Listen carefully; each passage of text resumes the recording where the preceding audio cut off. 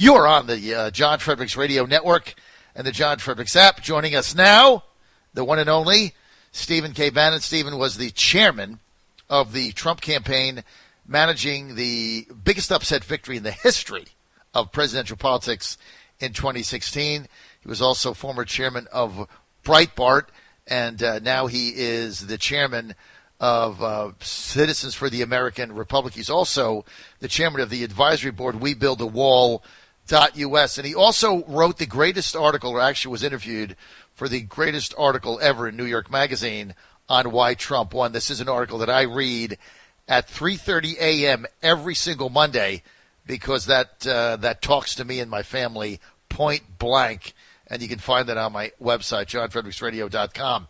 And he just launched this phenomenal radio podcast show called War Room Impeachment. Stephen K. Bannon, we played it today between 6 and 7 a.m. We're going to go live, I think, on Wednesday, and I've got tremendous feedback, Steve. Well, thank you.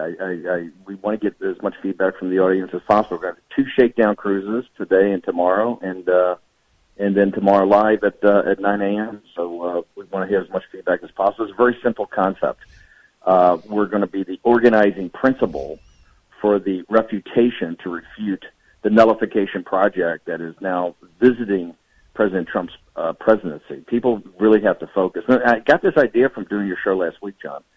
Really? You told me about the call. Yeah, well, you told me afterwards. A lot of the callers, we had a very blunt conversation. Yes. You told me a lot of callers, said, "Oh, Steve can't believe that's true. It's fake news. It's deep state. It's he's not going to get impeached." And I sent your broadcast out to certain people. I got tons of feedback from people saying the same thing. And I said, "Hey guys, we need a reality check. Mm-hmm. Nancy Pelosi is running a process here. At the end of that process, she's running a grand jury. At the end of that process, she's going to vote to convict. Okay, she's already got 2 charges that she's going to vote on, and she's got the votes. And then it's going to go to a trial in the Senate. Between now and Christmas Eve, on the current schedule, will be the most explosive, most important time in modern American political history. This is every bit as important as the run-up to the 2016 election, because here is where they're going to try to take that victory in 2016 away from you. Remember, it's just not being found being impeached and then found guilty by the Senate and removed. What they're trying to do is stop the thrust of the Trump presidency. They're trying to change the direction of the Trump presidency. They're trying to stop everything that Trump from draining the swamp, taking on the permanent political class, engaging with this economic war with China, American first national security policy, deconstruction of the administrative state to get the economy going again. Everything you see in the Trump agenda, except tax cuts for upper tax groups, which, as you know, I'm not a proponent of and never was. They're going to try to stop the rest of it. And so that's why if the Hill, the White House, the grassroots, the Trump movement do not get organized, we're going to get rolled. I mean, they're very organized. And the system is they have a system of these, what I call star chamber hearings, where they just leak out certain amounts of information to their friends in the media. The media then explodes it on their websites, in the papers. They go on CNN and MSNBC, and the numbers are getting away from us. The CNN's got a poll out this morning. 50% of the American people now approve of impeaching the president. Impeaching, I think, and removing the president. And removing, and that was the same poll that Scott Rasmussen had, which was my wake-up call.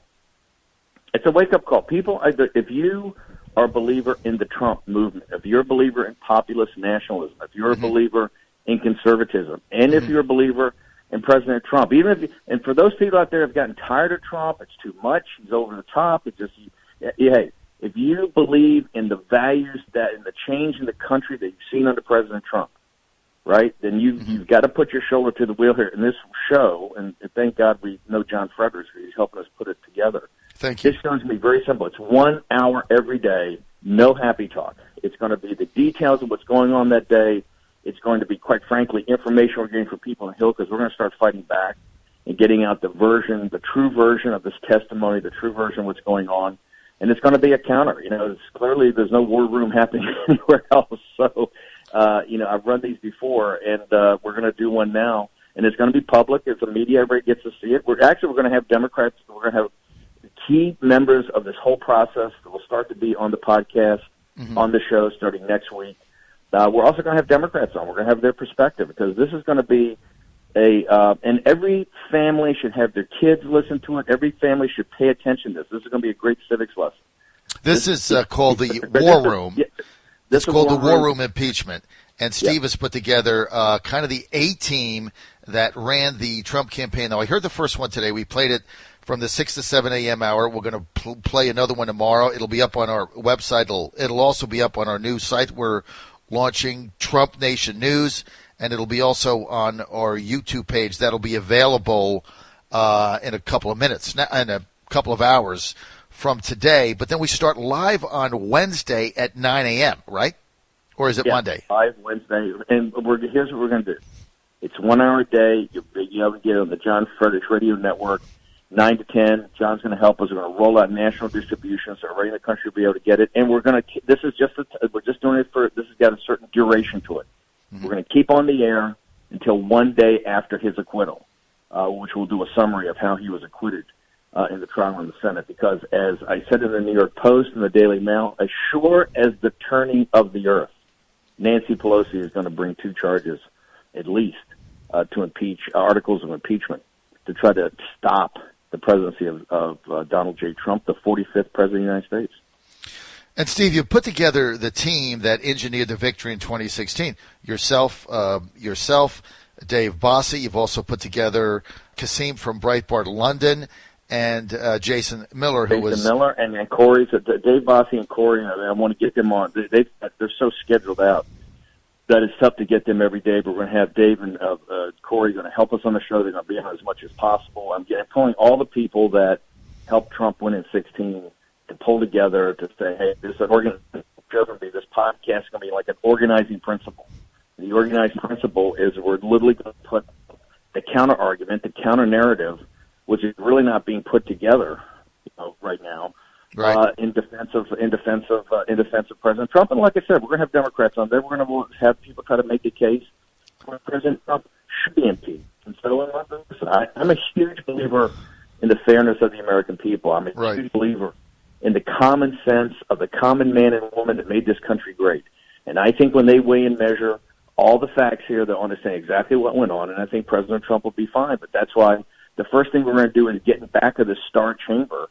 And I'm not saying it's a witch hunt. I don't fall into the witch hunt deep state, but there's certainly a Star Chamber. They're certainly doing this in a secretive manner. They're not releasing the transcripts. I think the transcripts of people I've talked to are exculpatory to President Trump. We're going to make a huge, huge deal about getting these transcripts out. Or with Steve Bannon. Selective quotes and taking selective quotes, and they're weaponizing those quotes, and we're going to try to weaponize the transcripts. Well, what they do is they don't let anybody see the transcripts, right? Rob Whitman was on our show the other day. Ranking member of the subcommittee on Sea Power Readiness went down in the basement and asked for clearance to be able to just read one of the transcripts, and he was denied access. And he's like, I'm a subcommittee chairman.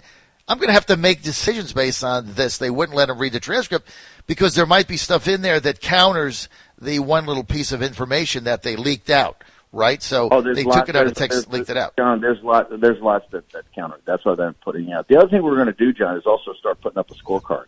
Right. The key to the House process is to make sure that no Republicans vote for the articles of impeachment, and quite frankly, make sure that the 2630 or whatever the congressmen that won in the Trump districts. Right. Make sure as few of those vote as possible. That will make this the partisan effort that, Congressman Schiff and Speaker Pelosi are running right now. But the key is these Republicans, the 18 that are retiring, right, that are quitting, and the others that look like they may be on the fence. We're going to have, people calling from their districts. We're going to really put a focus. We're going to make them famous. Right, they'll make them famous. So everybody will have their turn in the barrel. Everybody will have the spotlight on them. Nobody's going to be able to hide. Nobody's going to run away and hide. So this is, to me, what's needed. And it's going to be the public will take callers eventually and get real input from folks and have great guests, great scoops, great analysis. That's going to be those Republicans that buckle. That's going to be your wall of shame, right? I think right now we're trying to head to the Wall of Shame. We're going to. I think we'll start actually on tomorrow at 9 o'clock. We're going to start with the Wall of Shame. We're going to start talking about some potential individuals that maybe need a special amount of focus. So but right now the tentative name is the Wall of Shame. Remember, it's very important on this when these articles of impeachment get brought that no Republicans are siding with the Democrats here. You're on the John Fredericks Radio Network and the John Fredericks Radio app. We're with Steve Bannon. You know who Steve Bannon is, former chairman, Trump campaign 2016. Now he is taking charge of a new daily radio show on the John Fredericks Network and podcast. Started today at 6 a.m. It'll be on again tomorrow at 6 a.m. and then go live Wednesday 9 to 10 across our network. It's called the War Room Impeachment. Today was episode 1. Steve, let me read you a text here from one of our listeners, Eric in Richmond. If you could respond to Eric, he says, Steve, but isn't it the Republican lawmakers that need convincing?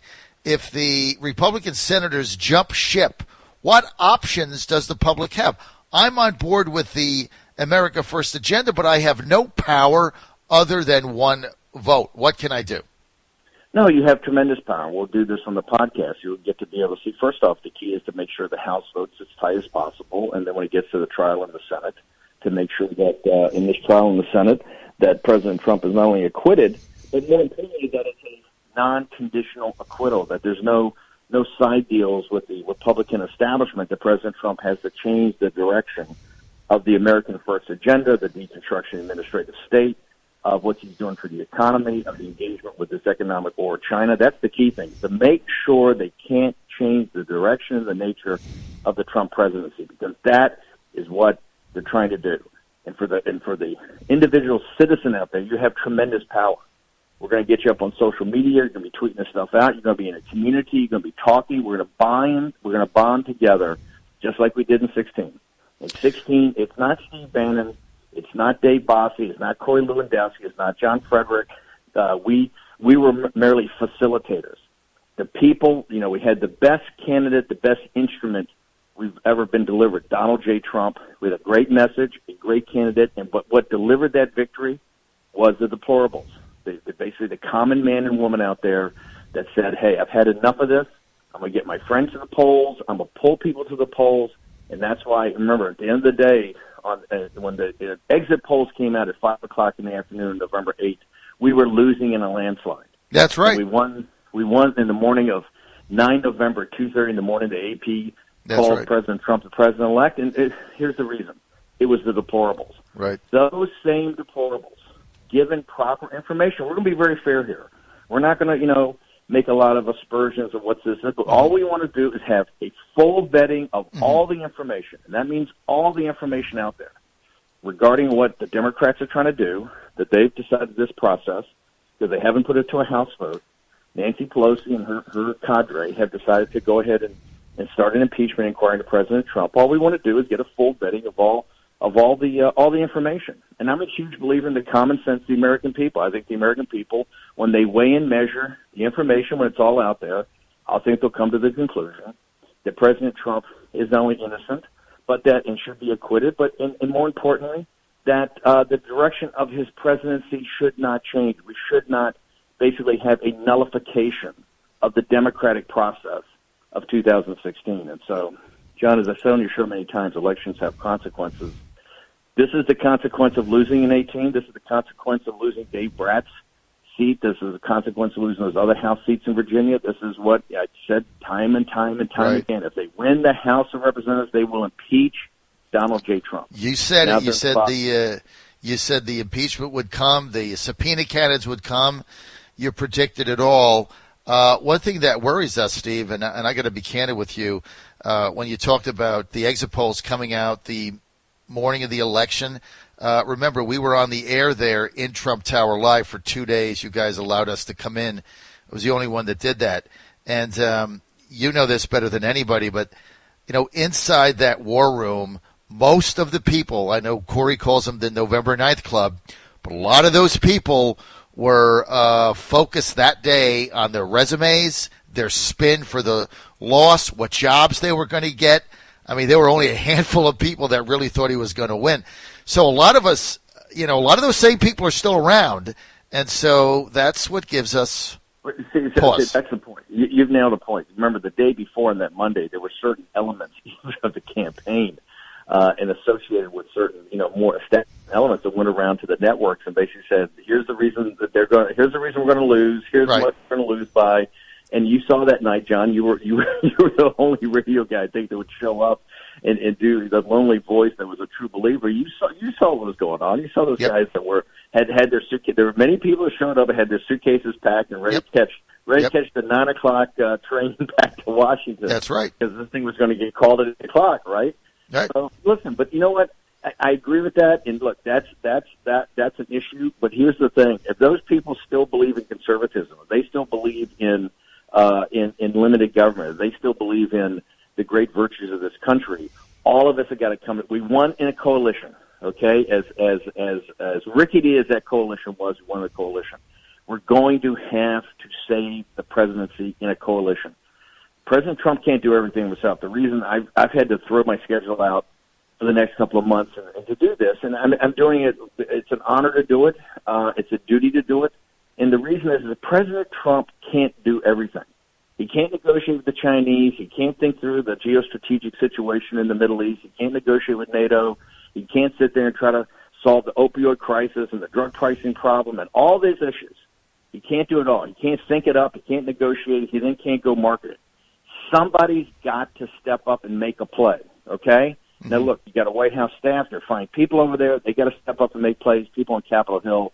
But finally, I'm tired of talking about it and say, okay, Corey, Dave, Jason Miller, Raheem, other people, we're going to have other people helping with the show. It's time for us to step up and make a play, because if people just sit on their hands, mm-hmm. Donald Trump is not only going to get impeached, mm-hmm. that even if he gets acquitted in the Senate, it's going to change the direction and the arc of his presidency. And that is what I think would be a crime, because, so many people, so many deplorables worked so hard for that in 2016. They truly believe in President Trump. They truly believe in the direction he's turned the country around against the established order, not just in the United States. That's not on Wall Street in the city of London, but the party at Davos, the Chinese Communist Party. He's taken on all takers. So it's time now for us, to ride to the sound of the guns, get up on the watchtower, let's put our shoulder to the wheel, and let's get this thing done. I got to tell you, if people get galvanized, it's not going to be a problem. If people just sit around mumbling, he's going to get impeached. So this is a call to arms. 100%, yes, absolutely. And if he's exonerated in the Senate, and there's a few Republicans like Romney that make the wall of shame, your concern is that the votes to exonerate him are conditional, which would then change the way he has to govern. Yeah, I think right now, if we don't, to me, it's all key about what the process in the House is. I like focusing on first things first and thinking mm-hmm. strategically downrange. But number one, we've got to focus on the House. Right now, they're running a star chamber and they're getting a free shot on gold. Right. There's no kind of, and so step one is, okay, let's focus on what's got to happen. Number right. one, 0 Republicans vote for this. Right. Both the retirees and these guys on the census, right? Right. There's a lot of them. There's a lot more. People should look at that the other day and not right. putting on Apple to vote on Syria. And you had great people like Lee Zeldin and Scott Perry and McCarthy and others. Devin Nunes and quite frankly, I kind of agreed with that because I don't agree with Captain Kurzman. But only the House Freedom Caucus really voted for him. So there's not a good sign. Right, there's a lot of people working with Democrats to vote against the president, and like I said, I do understand and agree with that, but it causes you concern. So there are a lot of fence sitters, a lot more fence sitters than you think. Those have got to be identified. You have to have 0 Republicans, and you also have to take those like the Dave Brat district, Dee's district, Dave Brat's district, Max Rose up in Staten Island, many more. Those people that are in Trump districts, the Democrats that won, have to, and I don't mean this to be too harsh, but sign your political death warrant if you do vote to impeach President Trump. That people have to understand that we will vote you out of office. They will vote them out of office as they vote to impeach President Trump. And to me, that the stakes have been raised like that, and it's now time to raise it because Nancy Pelosi And Adam Schiff and that cohort, these are very smart, tough people. Don't ever think they're not smart and they're not tough. I don't agree with them ideologically, but they're smart, tough people, and they are running a process here to quit. It's like a blitzkrieg. Keep it moving every day before the defense can kind of catch up with it, and that's where we got to stop. All right, we're with Steve Bannon. Steve, just one thing. War room, impeachment, every day. Is this 5 or 7 days a week? 7 days a week. 7 days a week. Okay, because I got to get that straight. They just announced. We announced the day we did it on the first show was 7 days a week. Right after that, the House, and I'm not saying because War Room did it, because but they announced last night they're going 6 days a week. They're going to sit in Congress 6. Those guys don't work. They don't work. They work 3.5 days a week now. Mm-hmm. Right? Everybody knows they take out a Thursday, they get back late Monday. So it's like a 3-day work week. Mm-hmm. They have announced that they're holding these depositions 6 days a week. 6 days a week. That's because they heard your podcast. They don't do anything else. You don't see them with the new NAFTA bill, USMCA, right, that adds 1% growth to the American economy. Geostrategically, it makes us a manufacturing base with Mexico and Canada against China. You don't see them working 6 days a week for that. Nope. They're going to work 6 days a week for this, though. That should be a signal to everybody in the audience. These people, they're serious. They're going to work 6 days a week between now and Thanksgiving to try to, now they're saying longer, but hey, they are focused, and they're going to work 6 days a week. They're going to work 20 hours a day. So let's us work 7 days a week, 20 hours a day, and outwork them. All right. What is your objective of the War Room? Impeachment. What are you looking to achieve? The objective of the War Room is a clarion call, is to get just people motivated, focused, and see what the information is. Start talking to their friends, start saying the information out. Just get people engaged. Mm-hmm. I think if people start to get engaged, we can turn this thing around. And what I hope will happen is a full vetting of the American people. If Nancy Pelosi has things, she's Speaker of the House. Now, we believe in institutions. If she's Speaker of the House, if she thinks she's got articles of impeachment and real information to impeach President Trump, then she should lay her case out. In the War Room, we will help and augment to get information out to the American people so people can weigh and measure. I'm a big believer in the common sense of the common man and woman in this country, the deplorables. We're a very generous nation, very kind nation, and when people get the information, they can weigh and measure it themselves and see where they come down. I happen to think, seeing the information I've seen so far, is that this does not nearly raise to the level of impeachment. But hey, hey, if that's what Nancy Pelosi wants to do, let's counter it. And the way you counter it is getting information out to the American people, and that's what we're gonna do, and let the American people decide. Well, Steve, this is a great thing you're doing. I've got so much feedback here.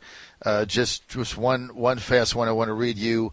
Ivan in Northern Virginia says, I totally support the new radio show. I think it's necessary for our country during impeachment times. Thank you, Bannon. Or he says, thank you, Steve Bannon. And look, I remember, I just got to share this, Steve, if I may. I remember off air, I asked you once, I'm like, hey, let me just ask you something. Like, you came out of Virginia Tech, you had like a 4.0 average. You could have gone to Harvard, you could have gone anything else. And we were not at war, and you enlisted in the armed services. You enlisted in the Navy coming out of Virginia Tech. I'm like, why did you do that? And I'll never forget your answer. You said, because I'm a patriot. And I'm like, okay, well, that about sums it up. So I think you're doing the same thing here. This is a patriotic act. Somebody's got to do it. And, Steve, I really admire how you've conceived this, and I think it's going to make a huge difference. And thanks for doing it. The reason we want to do it in partnership with you is that I've said for a long time you have a great feel for the deplorables. And, I'm a native Virginian, so I have a great love for the Commonwealth and for the folks, and I think they represent a broad cross-section of the country. But it's time for all of us to step up and make a play. Okay, this is about what citizenship is about. I don't want to hear any whining, no tears, right? No tears, no whining. This is all in front of us. None of this has to happen, okay? They're making this all foregone conclusion that he's going to be acquitted in the Senate, none of that we know now. That's right. All speculation. But what I do know, if the American people put their shoulder to the wheel, just like in 2016, the arc of Donald Trump's presidency will not change. And I think that's very important for the nation. I think it's very important for the world. All right. I've gotten probably 30 texts. I don't have time to read them. All positive. People are really fired up about what you're doing. Steve Bannon, thanks for being with us. I got to take off. Steve Bannon will back. His second edition of War Room Impeachment will be 6 to 7 a.m. tomorrow. Tomorrow morning. You get another one we do today, and then live at 9 o'clock. And then we'll be live at 9 o'clock. So you'll have a double-barreled action tomorrow. You'll have 6 to 7 and then 9 to 10, and we're going to go from there. You're on the John Fredericks Radio Network and the John Fredericks Radio app.